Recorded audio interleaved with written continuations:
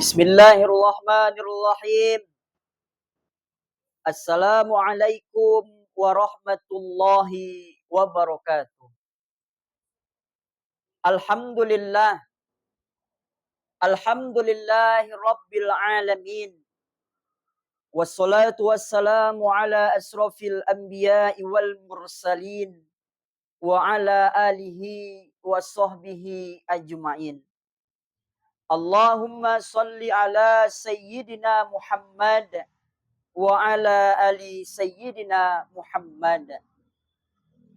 Faqala Allah Ta'ala fil Qur'anil Karim, a'udzu billahi minasy syaithanir rajim.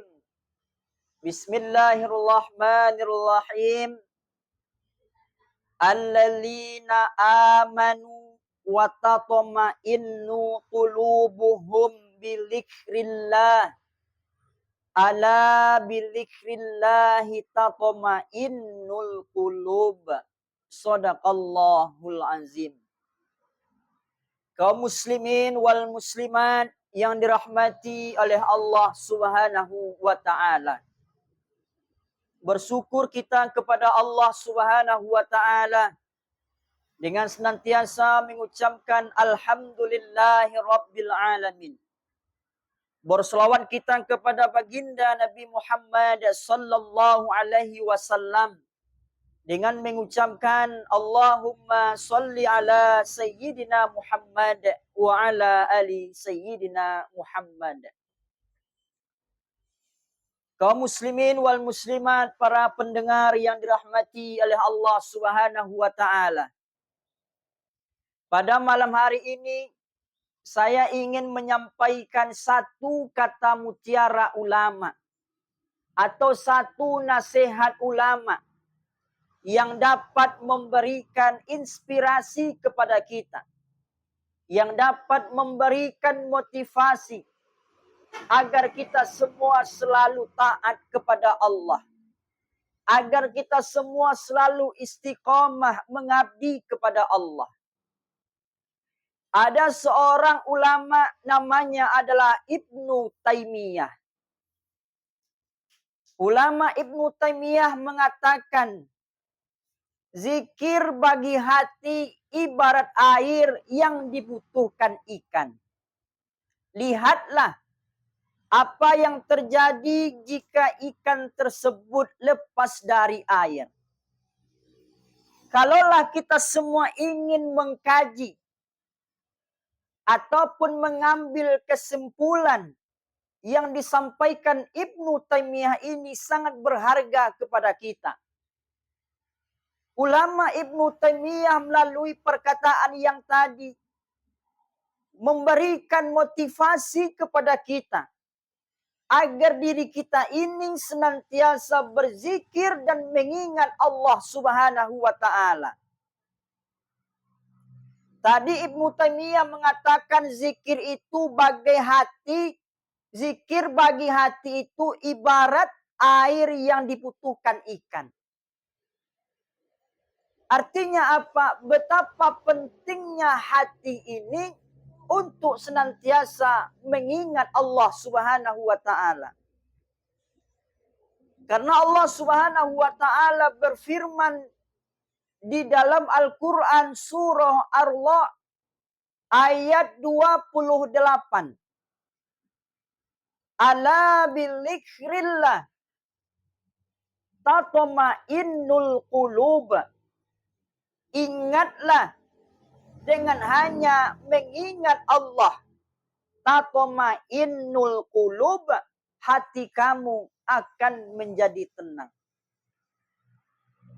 Dan ada sebuah pepatah lagi mengatakan, hati ini seperti sebidang tanah.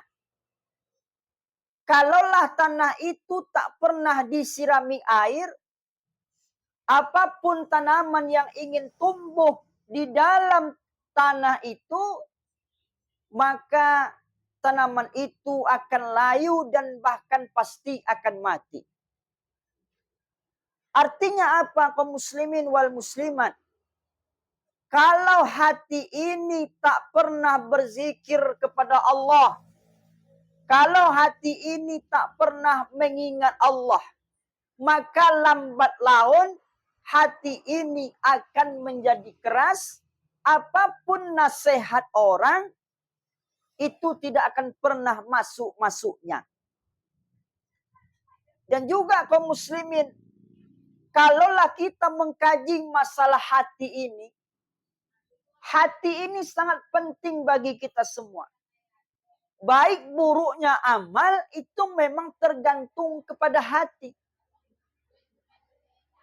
Dalam riwayat juga menjelaskan, Rasulullah saja diceritakan ada 4 kali dadanya dibersihkan oleh malaikat Jibril. Maka malaikat Jibril mengatakan, wah ya Rasulullah, bahwasanya di dalam tubuhmu, di dalam dirimu ada tempat sarangnya setan.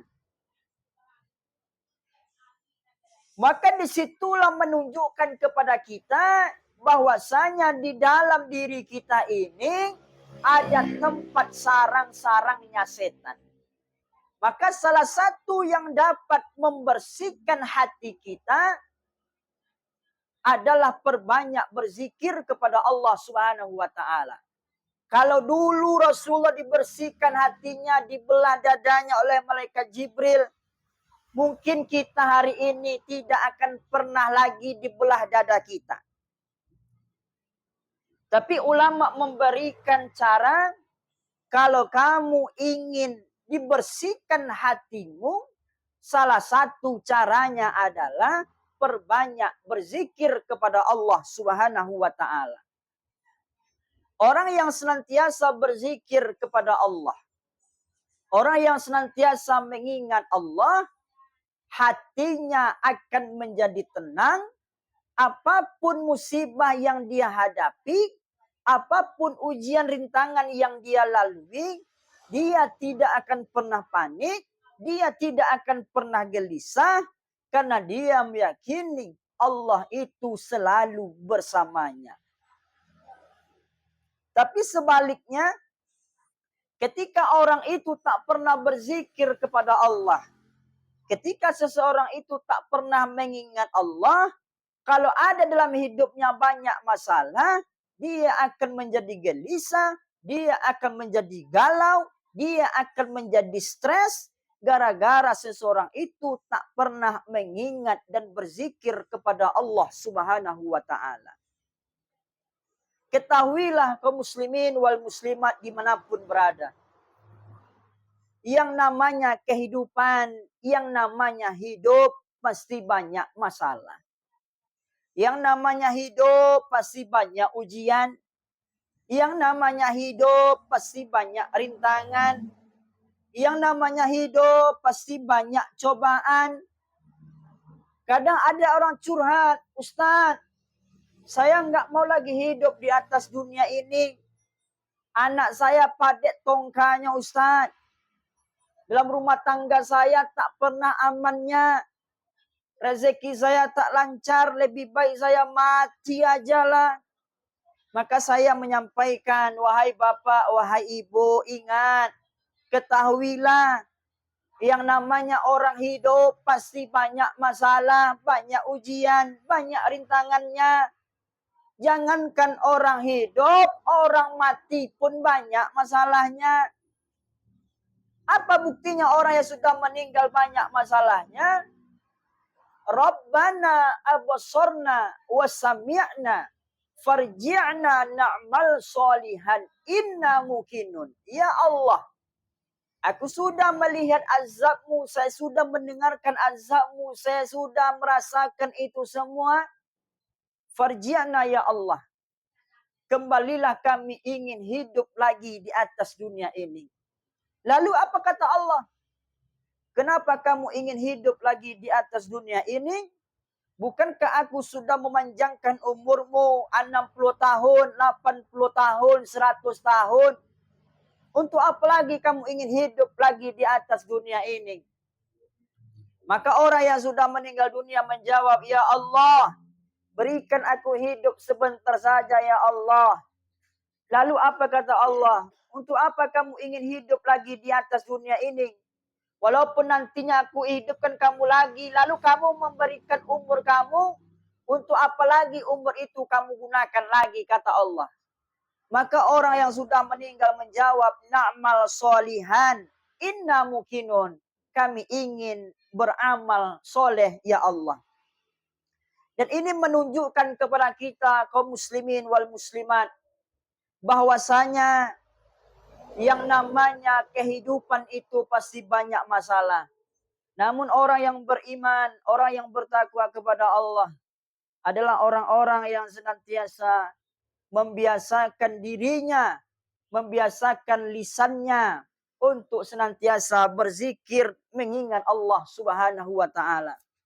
Daripada kita semua menyebut aib orang lain, daripada kita menggibah orang lain, mencari kesalahan orang, lebih baik kita gunakan lisan kita untuk senantiasa berzikir mengingat Allah Subhanahu wa taala.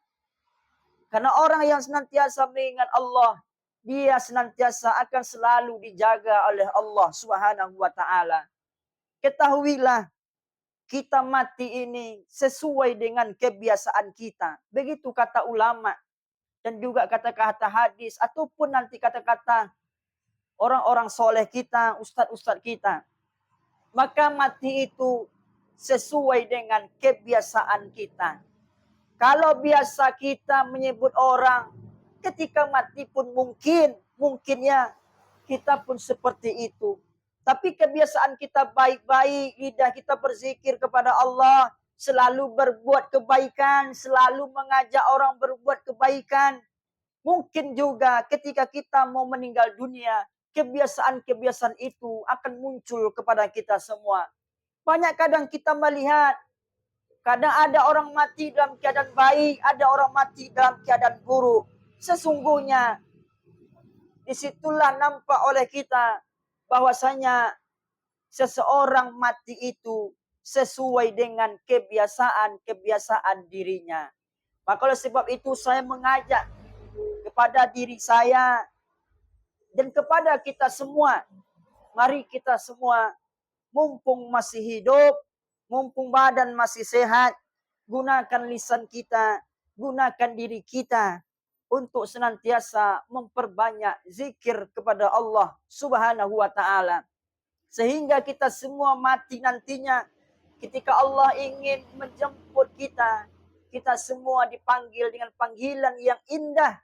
Ya ayyatuhan nafsul mutmainnah, irji'i ila rabbiki radiyatan mardiyah, fadkhuli fi ibadi wadkhuli jannati. Amin.